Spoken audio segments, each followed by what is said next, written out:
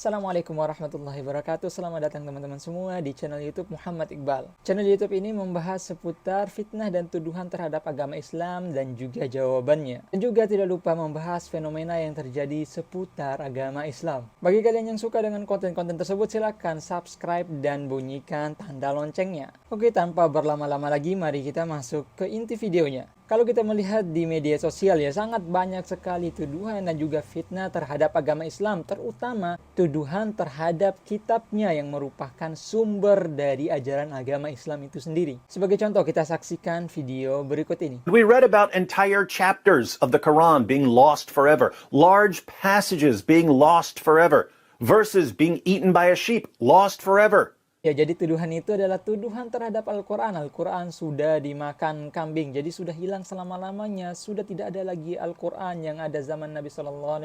Jawabannya sangat simpel, teman-teman sekalian. Orang tadi, David Wood, tidak mengerti bagaimana pewahyuan Al-Quran, bagaimana transmisi keilmuan di dalam Islam. Dari narasinya tadi itu menunjukkan seolah-olah orang Islam itu sangat tidak peduli dengan Al-Quran. Seolah-olah Al-Quran itu dibiarkan begitu saja, dicampakkan begitu saja, jadi tidak ada yang peduli dengan Al-Quran. Yang pertama, kita bantah dulu hadis yang dibawakan oleh David Wood tadi. Hadis yang diriwayatkan oleh Imam Ibnu Majah 1944.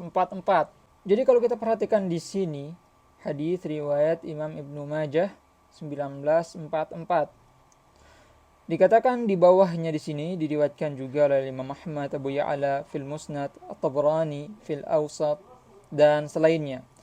Kemudian dijelaskan oleh para ulama, ada illah. Di sini ada penyakit dari riwayatnya. Di sini dikatakan adalah illah, penyakitnya di situ adalah perawi namanya Muhammad ibn Ishaq. Baik. Dia ittaraba, tidak konsisten di sini, dan dia juga khalafa ghairahu min ats-thiqat. Ini menyelisihi para thiqat, orang-orang yang terpercaya dari para perawi hadis. Di antaranya di sini dikatakan, terkadang dalam riwayatnya dikatakan bahwasanya riwayatnya itu dari Abdullah bin Abi Bakar an Amrah an Aisyah. Kemudian dalam riwayat lain dikatakan oleh dia riwayatkan dari Abdurrahman ibn Qasim an abihi an Aisyah. Kemudian dalam riwayat yang lain lagi dia mengatakan bahwasanya ini diriwayatkan dari Az-Zuhri an Urwah an Aisyah. Jadi tidak ada konsistensi di sini. Dan juga dikatakan oleh para ulama terkait Ibnu Ishaq ini dalam meriwayatkan hadis. Apa yang dikatakan? Dikatakan oleh Abdullah ibn Ahmad ibn Hanbal. Dikatakan kepada Imam Ahmad, yaitu orang tuanya, apakah bisa dijadikan hujjah yaitu Ibnu Ishaq ini? Maka dikatakan, Imam Ahmad mengatakan lam yakun yuhtaju bihi fis sunan. Tidak bisa dijadikan hujjah di dalam sunan. Kemudian Imam Ahmad juga dikatakan kepada beliau, apabila Ibnu Ishaq ini sendirian dalam meriwayatkan hadis, apakah dia ini bisa diterima hadisnya atau Imam Ahmad menerima hadisnya? Maka beliau mengatakan, la wallahi tidak, inni ra'aituhu yuhaddithu an jama'atin bil haditsil wahid wa la yafsilu kalama dha min kalami dha. Jadi Imam Ahmad mengatakan, dia ini nggak membedakan antara perkataan ini diambil saja gitu. Jadi kalau dalam masalah hadis, ketika Ibnu Ishaq ini meriwayatkan sendiri, maka tidak diterima oleh Imam Ahmad, seorang muhaddits, seorang imam dalam ilmu hadis. Itu yang pertama, dari sisi riwayatnya sudah bermasalah. Kemudian yang kedua, ini juga menyelisihi hadis-hadis yang lain. Bagaimana para sahabat ridwanullahi alaihim sangat-sangat memperhatikan Al-Quran, sangat-sangat menjaga Al-Quran. Di dalam banyak hadis banyak juga yang menerangkan bagaimana transmisi keilmuan Islam. Terutama bagaimana para sahabat ridwanullahi alaihim ini mengambil Al-Quran dari Rasulullah SAW, yaitu secara talaqi, secara langsung. Dalam sebuah hadis yang diriwayatkan oleh Imam Bukhari dan Muslim, Ibnu Mas'ud radhiyallahu taala anhu mengatakan, akhadtu min fi Rasulillah sallallahu alaihi wasallam 70 surah. Aku mengambil dari mulutnya Rasulullah sallallahu alaihi wasallam secara langsung 70 surat. Tidak hanya dihafalkan secara langsung dari lisan Rasulullah SAW,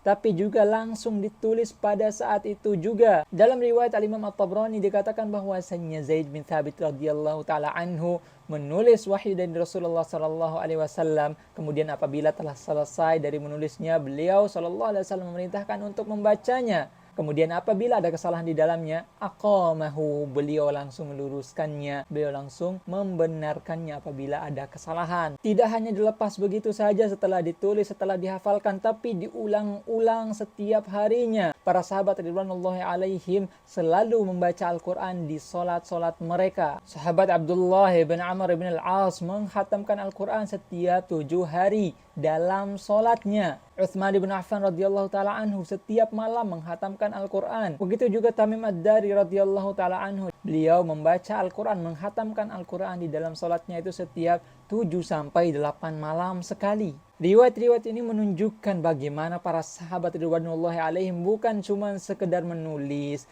bukan cuma sekedar dihafal pada saat itu saja, tapi mereka mengulang-ulang Al-Quran di setiap solatnya, di setiap malamnya. Mereka menghatamkan Al-Quran, dan bahkan dalam riwayat lain mereka membaca di depan Rasulullah SAW, belajar Al-Quran di depan Rasulullah SAW itu 10 ayat, dan beliau tidak akan melanjutkannya kecuali sudah selesai, sudah dipahami dan diamalkan terlebih dahulu 10 ayat itu, baru lanjut ke ayat setelahnya. Dan transmisi keilmuan seperti ini diwariskan ke generasi setelahnya, yaitu para tabi'in ridwanullahi alaihim. Al-Imam Mujahid mengatakan, khatamtul Qur'an ala Ibni Abbas 29 marrah. Aku menghatamkan Al-Quran di hadapan Ibnu Abbas 29 kali. Dikatakan oleh Al-Imam Az-Zahabi rahimahullah ta'ala bahwasanya Abu Darda, sahabat Nabi SAW, memiliki murid 10.000 lebih yang belajar Al-Quran melalui beliau. Jadi kalau kita mau membandingkan dengan hadis yang didatangkan oleh David Wood tadi, bahwa Al-Quran dimakan oleh kambing, jadi sudah hilang begitu saja. Dengan berbagai riwayat yang sudah kita sebutkan tadi,